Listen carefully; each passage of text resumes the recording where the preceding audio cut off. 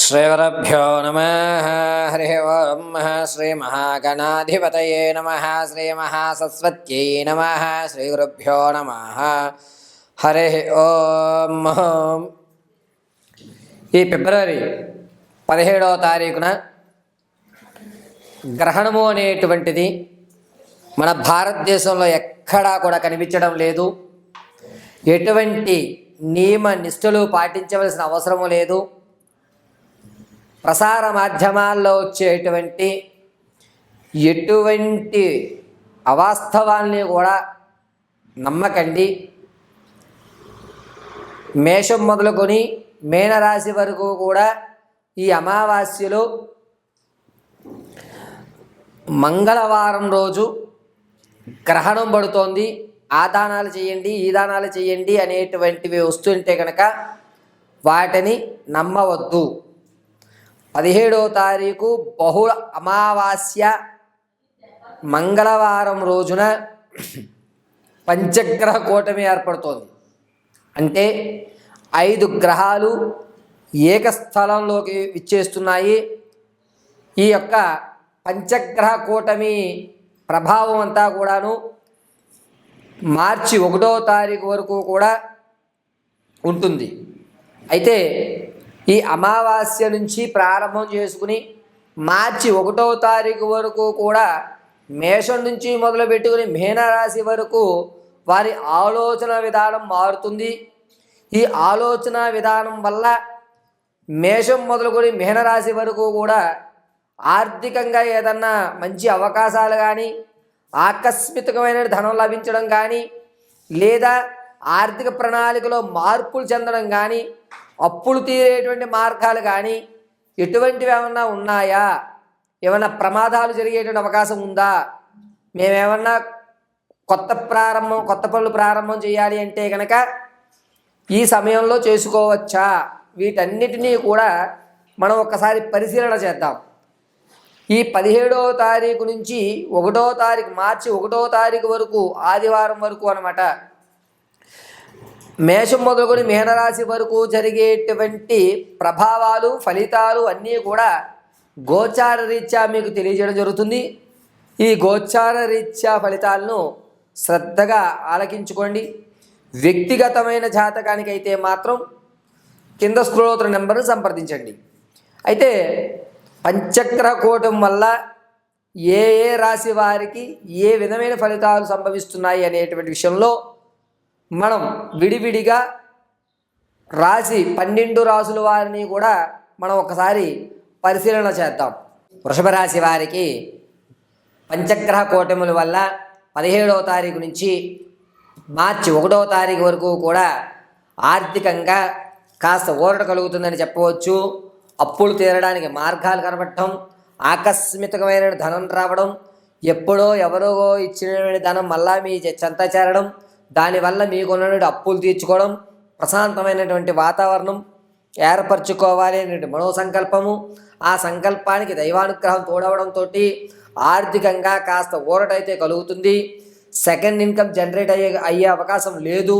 కానీ మిమ్మల్ని నమ్మి ఏం కాదులే మేము మిమ్మల్ని చూసుకుంటామని ఒక మాట భరోసా ఇచ్చేటువంటి కొత్త పరిచయాలు ఏర్పడటం, దీనివల్ల అప్పులు ఊబిలో ఉన్నటువంటి మీకు ఒక ఆధారం అయితే లభిస్తుంది ఖచ్చితంగా.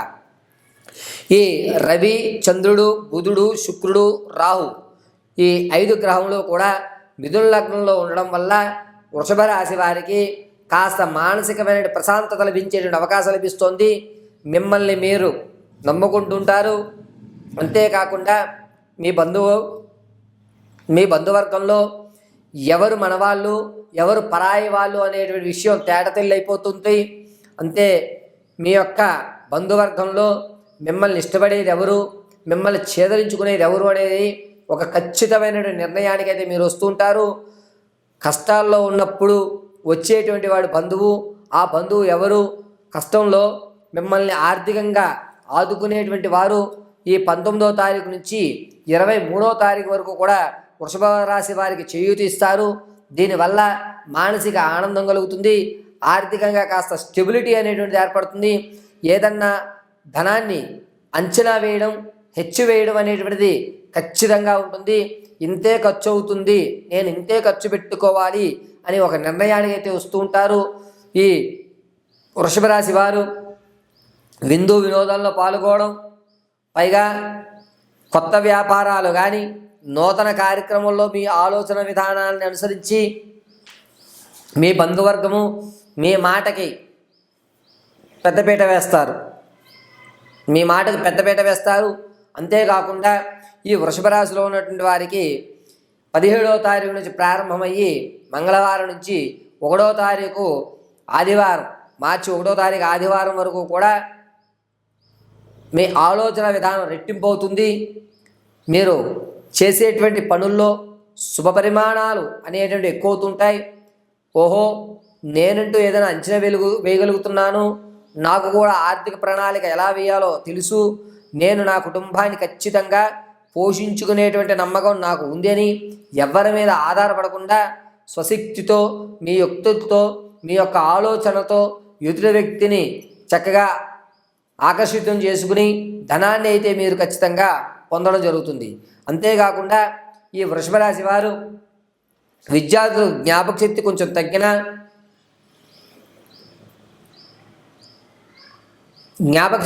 తగ్గిన, ఇహ పూర్వం మీరు పడిన శ్రమకి తగ్గ ఫలితం లభిస్తుంది. విద్యార్థులకి రాజకీయ నాయకులకు కలిసి వచ్చేటువంటి సమయంగా చెప్పవచ్చు. తాత ముత్తాతల నుంచి లభించేటువంటి ఆస్తి ఖచ్చితంగా వస్తుంది ఈ సమయాల్లో. పైగా మీరు అనుకున్నటువంటి రంగాల్లో దగ్గర వరకు కూడా ఆహా ఇక ఏమీ లేదు, భగవంతుడి అనుగ్రహం, ఇదే విధంగా నేను కష్టపడితే నేను అనుకున్న గోల్ రీచ్ అయిపోతాను అని ఒక సెల్ఫ్ కాన్ఫిడెన్స్ అయితే ఖచ్చితంగా ఏర్పడుతుంది. అంతేకాకుండా ఈ వృషభ రాశి వారు 17వ తారీఖు అమావాస్య నుంచి 1వ తారీఖు ఆదివారం, మార్చి 1 ఆదివారం వరకు కూడా వినూత్నమైనటువంటి ఆలోచనతో, కొత్త ధోరణులతో, కొత్త మార్గాలతో ఒక ఉన్నతమైన స్థితిగతులను ఏర్పరచుకోవడానికి కావలసినటువంటి ప్రణాళిక అంతా పూర్తి చేసుకోవడం జరుగుతుంది. ఆరోగ్య విషయానికి వస్తే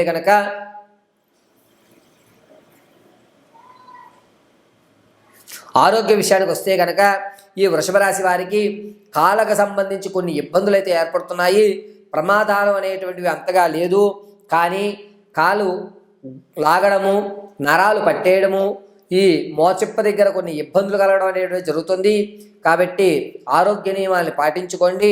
చక్కగా వృషభ రాశి వారు ఈ 17 నుంచి 1వ తారీఖు వరకు కూడా ఆరోగ్య సమస్య అంతగా లభించకపోవడంతో కొంత ఆనందదాయకంగా ఉందని చెప్పవచ్చు.